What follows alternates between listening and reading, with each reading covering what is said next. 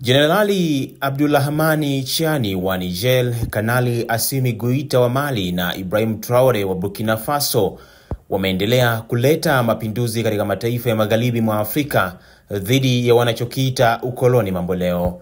Ukiwataja watatu hao, bila shaka anayefahamika zaidi ni Kapteni Ibrahim Traore wa Burkina Faso, ambaye ni kiongozi mdogo zaidi akiwa na umri wa miaka 37 pekee, na ameonekana kuwateka vijana wengi barani Afrika kutokana na misimamo yake ya kupingana na msukumo wa mataifa ya Ulaya katika tawala za mataifa ya Afrika. Mapema Januari 29 mwaka huu, mataifa hayo ya Burkina Faso, Mali na Niger yalitangaza rasmi kujiondoa katika Jumuiya ya Kiuchumi ya Nchi za Afrika Magharibi, ECOWAS. Uamuzi huo ulifikiwa katika mkutano wa kilele cha kundi kuu la kisiasa na kiuchumi la Afrika Magharibi uliofanyika katika mji mkuu wa Nigeria, Abuja.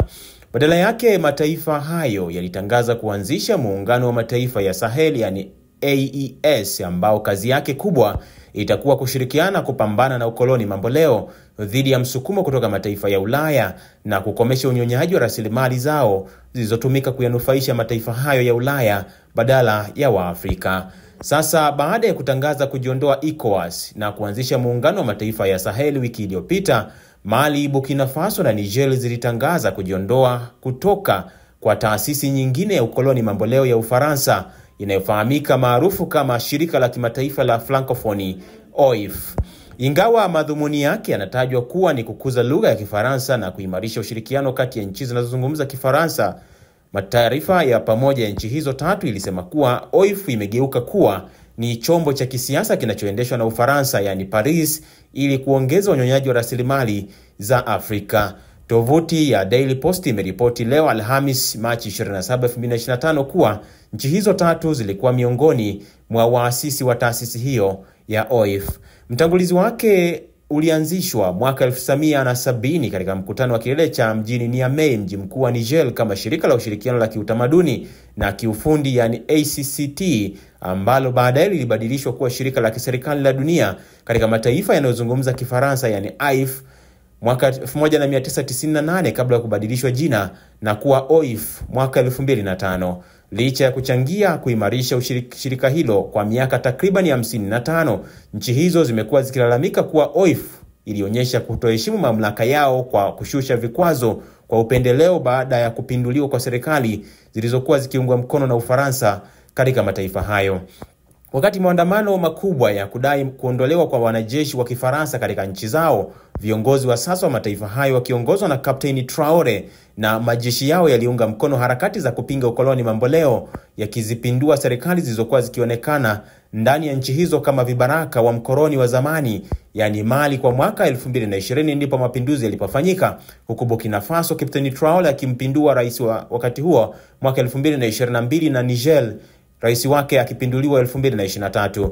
Serikali za kijeshi zinazoungwa mkono na wananchi ambazo zilichukua madaraka zilivunja mahusiano ya kidiplomasia na Ufaransa na kuondoa ama kuwafurusha wanajeshi wake kutoka nchi hizo. Nanukuu, badala ya kuziunga mkono nchi hizi katika kufanikisha matarajio halali ya wananchi wao kwa mujibu wa malengo yake ya amani, ushirikiano na mshikamano, taarifa hiyo ilisema OIF ilichukua hatua za haraka za kisasi kwa kuzisimamisha na kuziwekea vikwazo nchi hizo. Jumuiya ya Kiuchumi ya Nchi za Afrika Magharibi, yani ECOWAS, taasisi nyingine ya kikanda inayoonekana kama chombo cha ukoloni mamboleo kinachohusiana na Ufaransa na Marekani, ilienda mbali zaidi na kuweka vikwazo vya kiuchumi vinavyodhoofisha uchumi wa nchi hizo tatu, hata kutishia uvamizi wa kijeshi katika taifa la Niger kwa msaada wa Ufaransa, na hiyo hatua ilichukuliwa mwaka 2023. Hata hivyo, wanajeshi hao walisimama kidete na kuungana kuunda mkataba wa kijeshi ambao hatimaye umegeuka kuwa shirikisho linaloitwa Muungano wa Mataifa ya Sahel,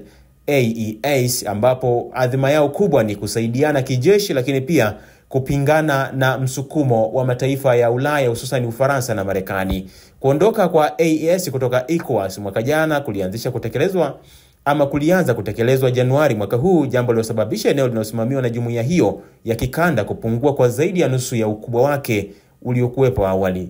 Baada ya hilo, mnamo Machi 17, Niger na Burkina Faso zilitangaza kujiondoa kutoka OIF na Mali ikafuata Machi 18 mwaka huu. Nanukuu, Mali haiwezi kubaki mwanachama wa shirika ambalo matendo yake hayaendani na misingi ya katiba inayozingatia mamlaka ya taifa. ilisema taarifa ya Wizara ya Mambo ya Nje ya taifa la Mali. Si habari njema kujua kuwa taifa linataka kujiondoa, msemaji wa OIF Vende Wege aliiambia RFI International.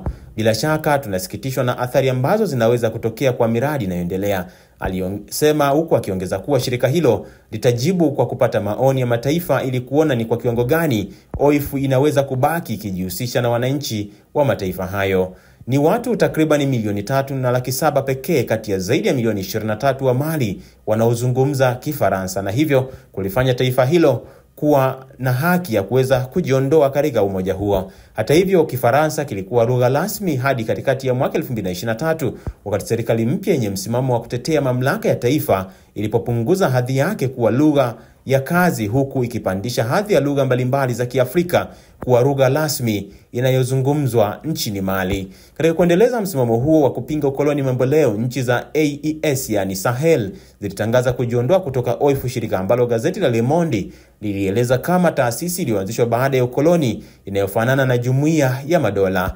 Kuondoka kwao kunatarajiwa kuanza kutekelezwa ndani ya miezi 6 kuanzia sasa, na kwa sasa OIF ina wanachama 93 pekee. Hata hivyo, harakati za wananchi katika makoloni ya zamani ya Ufaransa ndani ya Sahel na Afrika Magharibi zinatajwa kuzidi kuimarika na tayari zimeanza kusambaa katika mataifa mengine ikiwemo Benin, Ivory Coast na Chad na kwingineko, huku ushawishi wa Ufaransa kupitia taasisi kama hizo ukizidi kupungua kwa kasi katika mataifa ya Afrika Magharibi. Huenda harakati hizi za kufukuza mataifa ya kikoloni katika mataifa ya Afrika zikaendelea na kusambaa kuelekea Afrika ya Kati. Endelea kufuatilia Mwananchi Digital, tutakusogezea kila updates inayojiri kuhusiana na mwenendo wa tawala hizi ambazo sasa zinaongozwa kijeshi za Afrika Magharibi. Jina langu ni Mgongo Kaitira.